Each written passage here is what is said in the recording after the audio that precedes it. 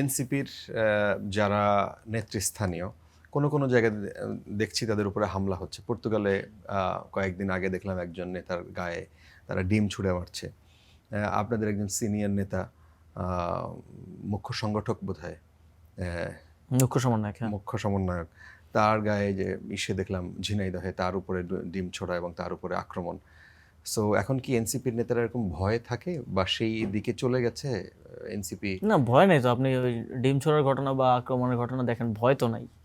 আক্রমণের পরে তো থানার সামনে আমাদের ঝিনাইদহের নেতাকর্মীরা, নাসিরউদ্দিন পাটোয়ারি ভাই সহ তারা বসেছিলেন এবং তারা মামলাটা দায়ের করে এসেছেন সেখান থেকে।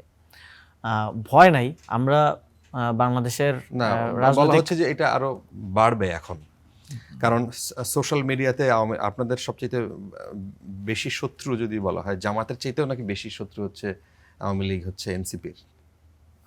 আপনারাই বলেন সেটা। তো সেটা যদি হয়ে থাকে তাহলে আওয়ামী লীগের লোকজনকে এখন মোটামুটি আমাদের শত্রু তো অনেক দেখা যাচ্ছে। আওয়ামী লীগ তো আমাদের মানে বিগেস্ট শত্রু। তারা মনে করে যে এনসিপির কারণেই এই গণঅভ্যুত্থান হয়েছে, জামাত বিএনপি তো পারে নাই। বা আমরা শুনি যে বড় দলগুলোর কেউ কেউ আওয়ামী লীগের সাথে আতাতেও ছিল। তো এনসিপির এরা এসে করছে, তো এদের উপর প্রতিশোধটা আগে নিতে হবে। তো ফলে দেশের বাইরে যে পর্তুগালের হামলা বা বিভিন্ন জায়গায় এটা আওয়ামী লীগ করে, বিভিন্ন গুপ্ত হামলার চেষ্টা করছে এখন, যেহেতু তারা নিষিদ্ধ সংগঠন। তারা বিভিন্ন জঙ্গি কায়দায় গুপ্ত হামলা, একটা গাড়িতে একটা ঢিল মেরে গ্লাস ভেঙে দেয়া, এরকম। হাসান আব্দুল্লার উপর হামলা হয়েছিল গাজীপুরে, এরকম চেষ্টা করছে।